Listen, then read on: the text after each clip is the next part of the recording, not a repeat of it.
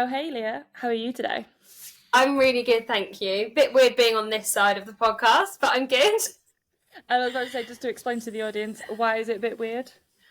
Because I'm normally on your side. I'm normally the person asking questions, pressing buttons, sorting everything. I'm like, I don't have to do anything. We just sit here. Very strange, though. Well, I hope you're going to enjoy the next 30 minutes as much as possible then, and being, like you said, on the reverse side of the table. Well, the virtual table, I should Yes. say. Yes, thank you for having me. So what is it that you do and why do you do it? So I do a realm of different things. My main job business is podcasting. So I run 2 podcasts. I have one that is on hiatus at the moment, but will be coming back in the new year, which is Behind the Sounds. So it's based on songwriters and music, mainly in the country music genre. So a little bit niche, but it is growing massively. Obviously, you're in America where it's big already, but in England, it's definitely growing. And then my second podcast is What You Talking About, which is all about CrossFit and functional fitness, and how kind of the overall thing is how athletes change their lives through sport or CrossFit or weightlifting or whatever that may be. So that's kind of taking over my life at the moment, which is amazing. And then on top of that, I do a bit of hosting, a bit of voiceover work, MCing, whatever anyone will let me do, basically. As I was going to say, it very much sounds like your vocal cords definitely get used and exercise a whole bunch. Yes. I just like talking. I've just always been a talker and figured a way to make a living out of it. So, hey, I mean, that's the dream, though, isn't it? That's the dream. This is the dream of this podcast. Is like, you're a small business owner. What am I really good at? How can I make money out of it? And what does the actual people demand to want out there? And you've nailed it. You know, that is exactly the dream we all aspire to. Yeah, I mean, it's definitely. Sorry, I'll shush. It's fine. There's always a slight delay when we're going across the Atlantic. The internet hasn't quite caught up to that kind of world yet. No, but what I was gonna say was, we're not really going to touch on music today, but if anybody who hasn't really got into the country genre, I highly recommend it. Mm-hmm. You know, start off with the big old country pop of Luke Combs, and then start delving around, because what I think probably a lot of the English we think of country is the older country music, and there's a whole now pop genre of country that is so good. Yeah, there really is. I mean, literally, as we're speaking today, Luke Combs is doing 2 sold-out shows at the O2. So it's growing massively, and there's so much out there. So yeah, definitely highly recommend. So cool. So we're moving on to the CrossFit podcast. Now, you obviously said, so tell us a bit more about what the sort of the subjects that you're talking about. So my goal with What You're Talking About, there's a lot of CrossFit media content out there, but it is a very new sport, and there's still a lot that we don't know and we don't talk about. But what I love is, to be a CrossFit athlete, it's an individual sport, yet the main word, if you ever hear anyone talk about CrossFit, and I know you'll know this because you do it, is community. So it was just really about wanting to find out individual people's journeys, about how they started. And also, you know, when you watch elite CrossFit, so if you watch the games, you know, their interviews are 30 seconds long. And yes, you get YouTube content and all this stuff, but I wanted to delve in to find out the answers to the questions that you don't get watching the games. So for me, it's a lot about how people started in CrossFit. And then also, just because I'm really nosy, I like to know about their experiences. So things that have happened, whether it be at the games or another big event for elite athletes, I love to know like what was going through your mind at that point, because I sit there on the edge of my seat like, ah! So it's really cool to hear that side of it. And also just like some of the deeper subjects, so like the body image around it, the mental health around it, and anything like that one-on-one conversation, which I'm sure obviously you experience a lot, and just finding out the nitty-gritty of what's kind of behind the CrossFit athlete. And have you ever noticed a pattern from having obviously interviewed all of these hundreds of like athletes? Have you never noticed a pattern across them all? There's a lot of ex-gymnasts, which is, I always say we should have. There you go. I always say we should have a CrossFit Games for people that have never done gymnastics, which I think would be interesting. But yeah, I think a lot of them that are at that elite level have been athletes, you know, in their past life or in a younger years, which I think is quite obvious, because you have to be a certain type of person to be able to literally, you know, leave your soul on the gym floor every day and train to the extent they do. So that is a massive pattern, is people that have done other sports, whether that be, as I say, gymnastics or athletics or swimming, and then moving into CrossFit. I think nowadays that's probably changing a little bit, because CrossFit, a lot of people are starting it younger because we have these team divisions and things. But for a lot of these elite athletes, it's they've retired from their old athletic career and they're moving into something that they can still do.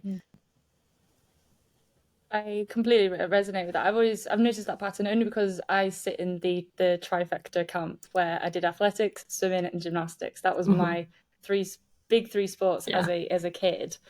And you'll go to, and it's because in CrossFit there is, for people who really don't know, there is just so many disciplines within the sport. Now that's why I do it, because it keeps my brain entertained. Like I've got to learn how to do handstand walking over here, and I've got to learn how to sprint and do long distance running over here, or I've got to go do some swimming, and it really just, it's got so much variety. But I have noticed that patterns when you hear some of the really top ones, they go, what did they do in the background? Well, they did gymnastics or they were athletics track. You don't really see the swimmers, but you can generally tell. As a swimmer, I can tell who's got a swimming background when they jump into the pool.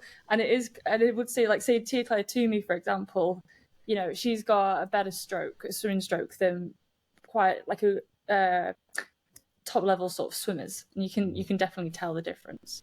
So that is certainly. And isn't you saying about sort of about that mental side of things as well, of being an athlete, just leaving everything on the floor? Do you think that the years of practice, the years of training, just has it been able to give them that ability? Yeah, I think so. And it was funny, I had a conversation with someone a few weeks ago who was a swimmer, and she's now an elite CrossFit athlete. And she said, I believe anyone that's an elite athlete there's a question on, what are you adequate at in life to make you want to be so good at this? And I think it's so true. And it's, you know, that's one of the things I'm interested in, because I'm like, oh yeah, what are you bad at? What didn't you, want to achieve, or something that is making you able to push so hard in this area of your life? Because I really do think you have to be a certain type of person. Like, yes, everyone, you know, CrossFit's such an incredible thing because you don't have to be an elite level athlete to do it, which is obviously something that people think, but it's so untrue. Anyone can walk into a CrossFit gym and do it, but you don't have to, you know, die every time or get Fran lung or, you know, walk out of the gym like you can just go in and have fun and do the workout. But equally, I think that's also the beauty of it, is people that maybe want to push themselves but they don't know where to do it in their life. It's a great opportunity to do it. But yeah, that conversation with Lucy Campbell, where she said this, to be an athlete, I think you have to be adequate at something in your life that's stuck with you. And I think that's probably quite true. Yeah, I absolutely. I'm not. You're not thinking. Pausing a little bit. It's just like, that hits a little bit too hard. like, oh my god, what was I adequate at? Now, for yourself, then, what was? Like you said, CrossFit is a new sport. It was a sport that started, for people who don't know, it started in 2009. And really was starting to make a bit of a big name for itself in 2011 and 2012. And, you know, now, definitely for the past few years, it's just on a global scale. But really for you, what was it that attracted you to getting into the sport and being a part of this world and weird, wonderful world and community that doesn't really make sense to a lot of people until you're in the cult, you know? Yeah, it's a funny one, because I am the complete opposite of all of these elite athletes. I did not do anything at school. I mean, I did like PE, but I hated it. I was a dancer, but that's about it. But I always got into like fitness classes, and you go to like your Les Mills and all that stuff. And I actually found CrossFit through the documentary. So as you said, the game started in 2009, but CrossFit was kind of established in 2000. So the kind of 15 years before they made that first massive Buttery Bros documentary, I started watching them, and I didn't know why I was enjoying it, because I was like, I hate fitness. But I loved the documentaries, and it was a case of I wanted to try it. And it was that thing where I was like, oh, I'm not going to be fit enough, I'm not doing this, I'm not doing that. And it was someone I knew was PTing, and he was PTing in a box local to me. So I asked him for a few sessions, and I started PTing with him, and then very quickly did my first class, and as we all do, got the bug. And but I think when I enjoy something and when I'm interested in something, I get like a bit obsessed, as a lot of people do. And I think I very quickly delved into like knowing everything I could about CrossFit. So like I did my judges course, and I started judging really quickly at local comps, and I did a few competitions myself, which I no longer do because they did traumatize me. But I'm not a competitor. I don't like doing it. It's not good for me. But I watched everything. I was like watching back to like the very first games, or like the old CrossFit.com programming. I just went a bit like obsessed, and I still am. And that's what I love about it, because as you say, there's so much variety, but there's also so much that goes on. So I just love that. And but yeah, my actual like the finding of CrossFit happened through the Fittest on Earth documentaries. So yeah, and I think that's pretty much a majority of where people find it is the documentaries. And I'm really pleased that you said about yes, the stuff that goes on Instagram and the stuff that goes on Netflix is all like basically the world champions, like, world championships, like the top 0.1%, out of the I think it's like 7,000 CrossFit gyms are in the world, around the world. And one of the things is like people see all my CrossFit, and now I'm training for the semi-finals, where you do have to do all of the competitive side, and you have to drill down everything, all the programming and all the nutrition, because it is a sport. But it still wasn't the thing that attracted me to the sport in the first place. And it is kind of everything that you were saying. I started because in my third year of uni, I was doing my dissertations, and I was having to write so many words in the library that I was like, I need social interaction. Yeah. I needed an outlet for 2 hours a day where I just talk to people.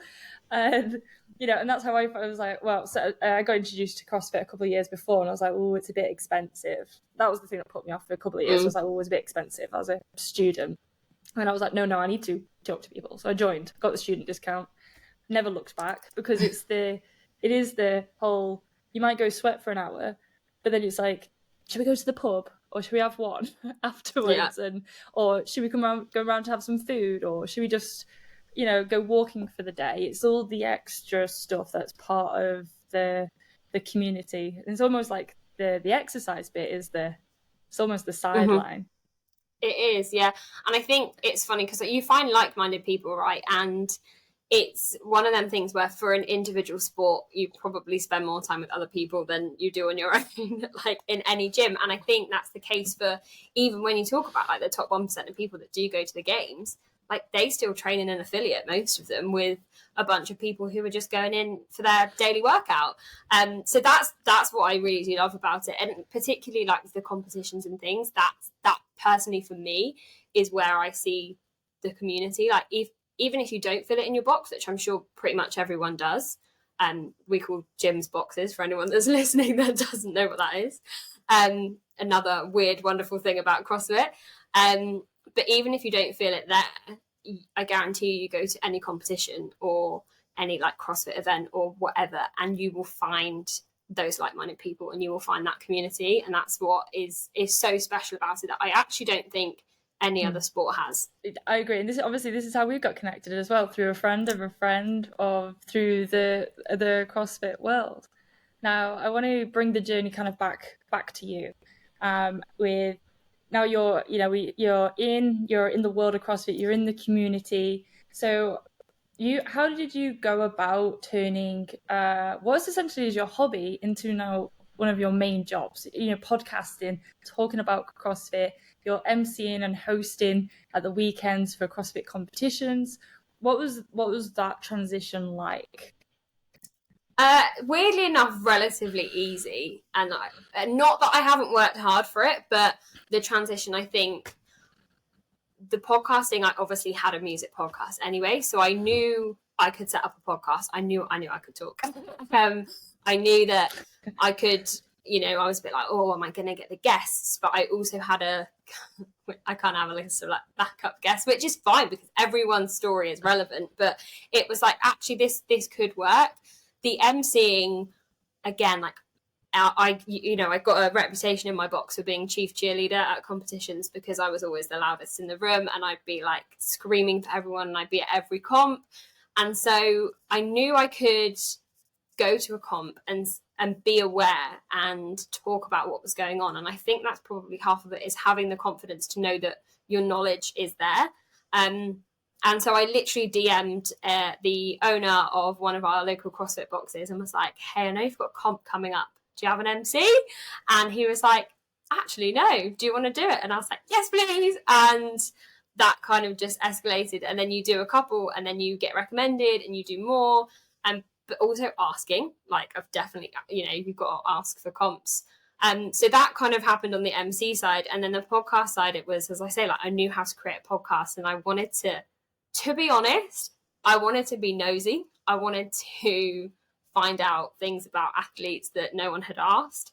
And I wanted to get to know these people who are, a big part of my life in the sense that I invest my time watching them and supporting them, as a lot of people do. So it was really probably came off of, wanting to be a bit nosy and find out about them. And in conjunction with knowing how to create a podcast, I just went, okay, I'm going to do it.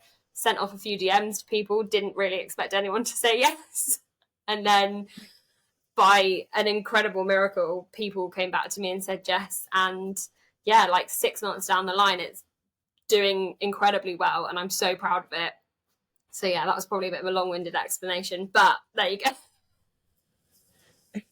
Well, you know what the first rule of CrossFit is always talk about CrossFit. And then the second rule of CrossFit is always talk about CrossFit. So as soon as you get one, that's it. The ball starts snowballing. So again, this whole, I know when I started in marketing 10, 15 years ago, podcasting was kind of starting out, and the big buzzword was, podcasting was going to be was it going to be part of the future? And really now you can see like just how big podcasting is. For people who are looking to start their own podcast, like myself, and looking to grow, what are your sort of what's your top 5 tips that you would say to growing your podcast and growing the audience and growing your listeners, I should say? 5. Oh, that's a lot. I would say firstly, like, don't be too concerned about being perfect. You are going to get people who are like, oh, the connection's a bit funny there, or that doesn't make any sense, or da-da-da-da. But ultimately you have to make mistakes or have these issues to make your podcast better. Like, I, in no way, shape or form, sit here and say my podcast is the best in the world, because it's just me. I'm really not the most technical person in the world, but I'm good at talking.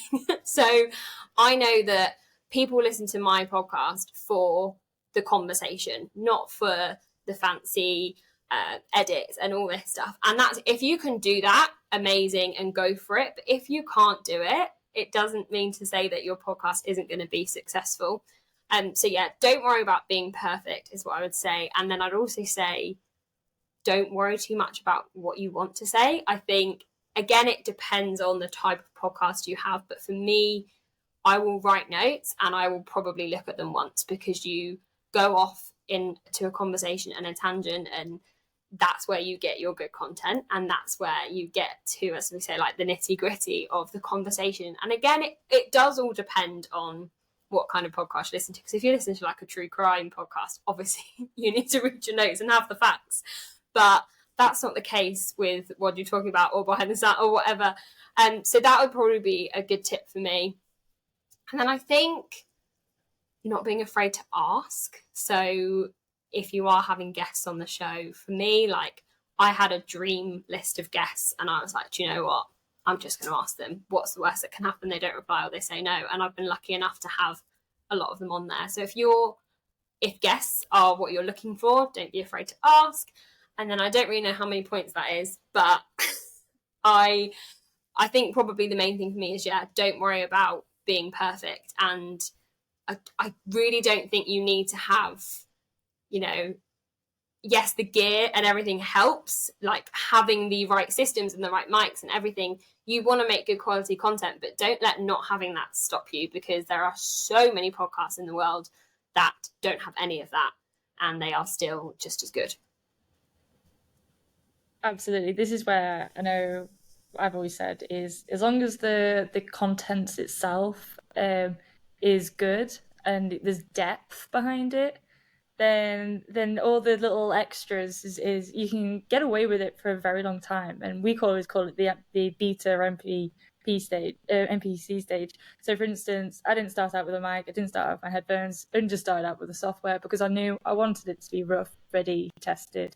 And slowly but surely we will sharpen up those details, and we'll go, because we've got more confidence, we've got more assurance to know, yes, okay, this is the right thing I want to do, I really enjoy it, this is really going to give me what I'm looking to achieve here. So let's pull out with one more top tip, because I think they're great, because that's what you've mentioned is the things that hold people back from starting in the first place. They're the really, really big barriers.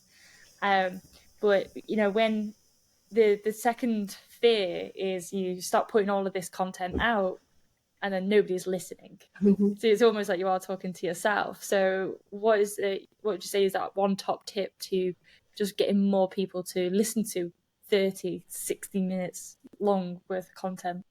Yeah, I think asking for feedback and taking it on board. So for me, on my kind of social media, I often will ask guests what they want, not guests, listeners, what they want to hear, if that maybe is a little bit boring, or, how they kind of retain the information and kind of accept it, because everyone listens differently, right? And so for me, like, I listen to a podcast when I'm running or walking, and that's the way I listen. So sometimes I don't take it all in if I'm stopping to think about something or whatever. But I think everyone listens differently. And so asking the questions, it's like, do you, even in terms of when I release episodes, right? So I asked people if they wanted an episode weekly or if they wanted it every other week. And everyone was like, oh no, actually weekly works for me. And then they might need to catch up in a few weeks' time. Or what time of day are you releasing your episodes, and what time of the week? So for example, like, I know yours come out on a Friday, mine come out on a Thursday, and it's good because people over the weekend might put it on and have they're not as busy. So I think finding out that information from your consumers is key. And also, like, I always welcome feedback, and I say it on like social media all the time, like, if you have any suggestions, if you have anything. And so people, like, I have had people message me and be like, oh, why don't you try this, or why don't you do that? And I'm like, actually, yeah, that's a good idea. Sometimes people are going to give you stuff that's impossible or you can't do, obviously, but taking suggestions and actually working with them is probably my key. Because also, in terms of social media, not everyone that follows you is going to listen to your podcast, and I can guarantee that, because it never is the case. Because I follow podcasts on social media just because I like their reels and I've never listened to an episode. So trying, and again, that's probably another tip, is trying to draw them in with things like that. So, and I know like most podcasters will do it, but finding that bit of the podcast or the episode that's going to get them hooked and in and listening.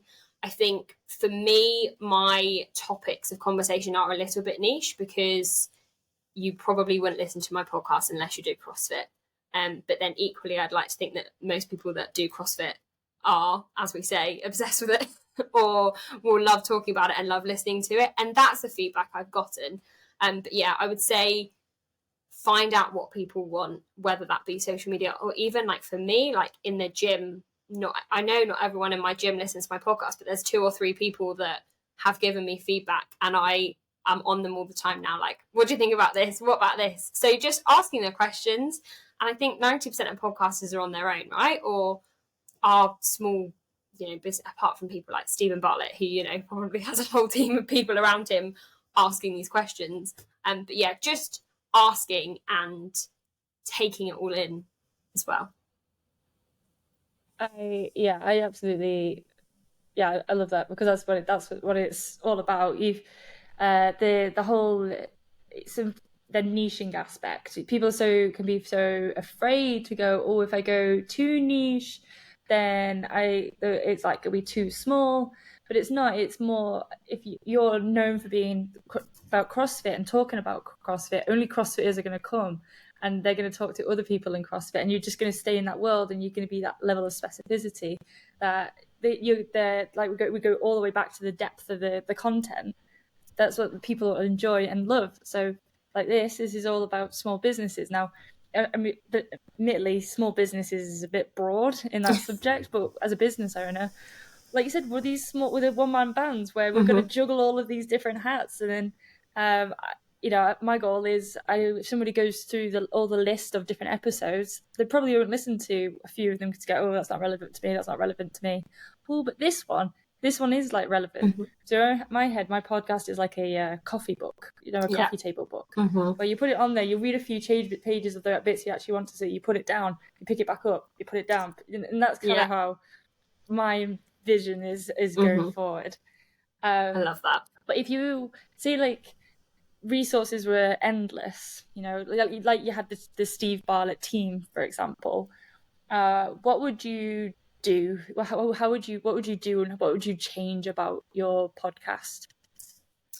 I would definitely get someone who's more technical than me to do the editing, because I don't like it. I do it and I suck it up, but it takes me a long time, whereas I'm sure if I could pay someone to do it, it wouldn't take half as long.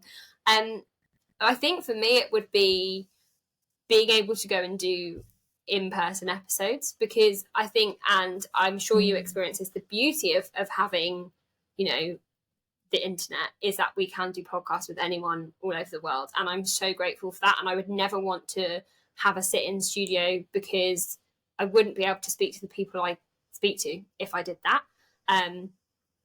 As much as it would be delightful, and I would love to do that and have that wouldn't be my main focus or my main priority. But I would love to travel, and I'd love to go into people's boxes and speak to them there. But also, it would be having someone who could do the bits that I'm not an expert at, and I wouldn't call myself an expert at CrossFit. I know a lot about it, and I know a lot about talking about it, and I can ask the questions and have those conversations. And that's what I'm good at.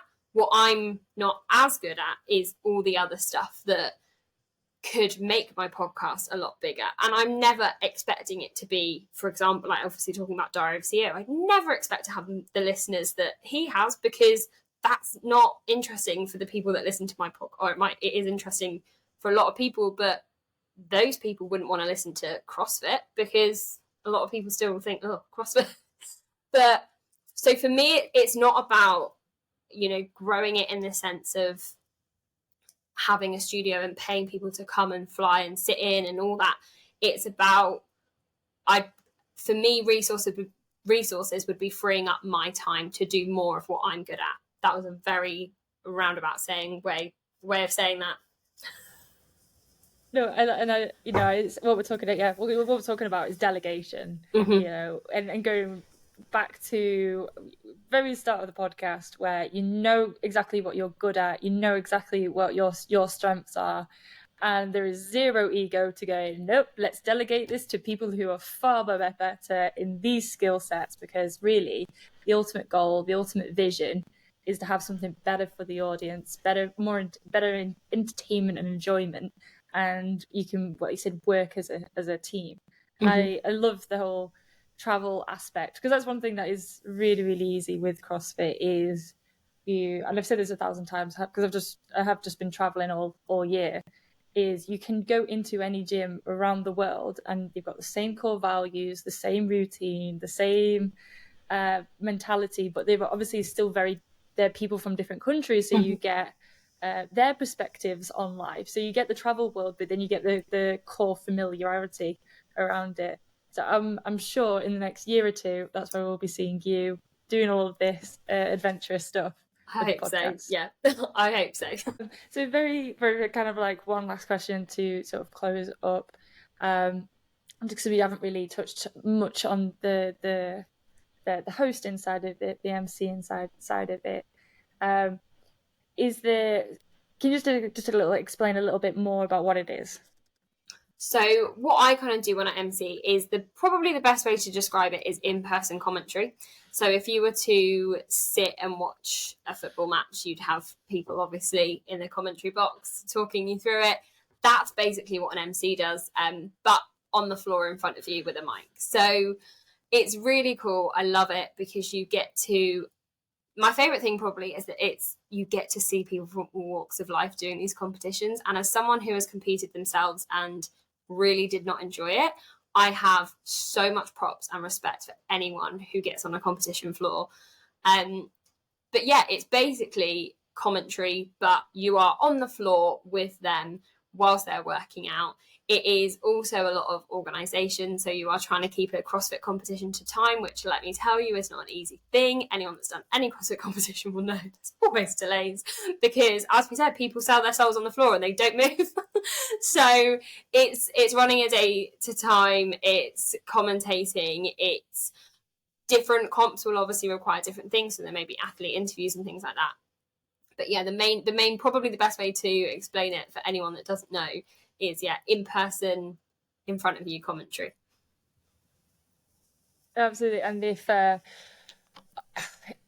you're talking, I've been on the competition floor, and the pressure that you have to get all of these athletes off the floor. There's a pressure of all athletes are all doing completely different things at the same time, which you're the person that's got to educate the audience on what's happening. Did someone just miss a lift? Did someone just fall off the box? Is someone just coming from behind and taking the lead?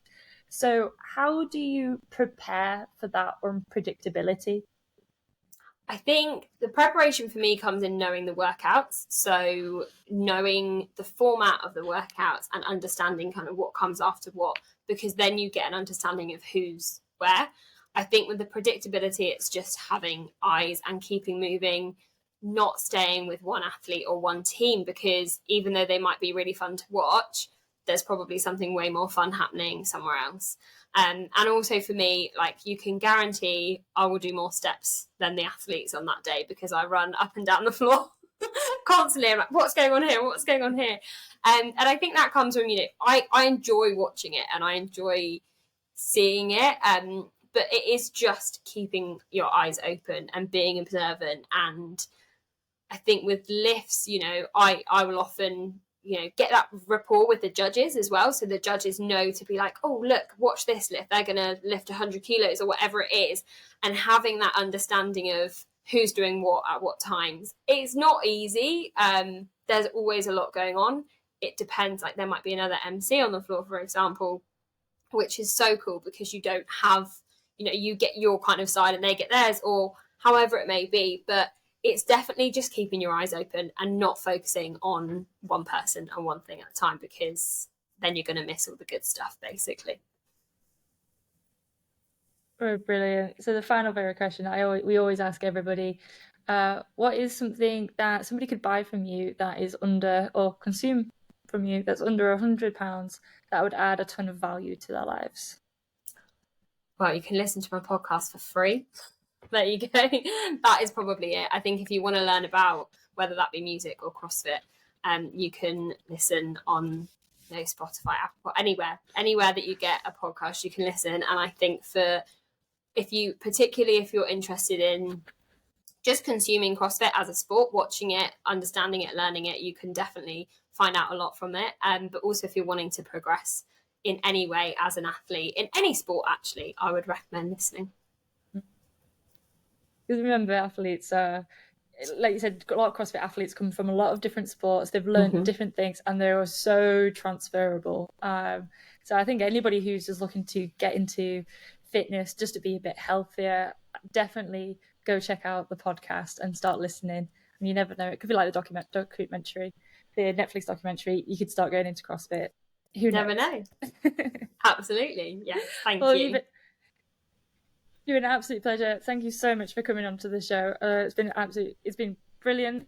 Looking forward to hopefully another episode. Thank you so much for having me. It's been great.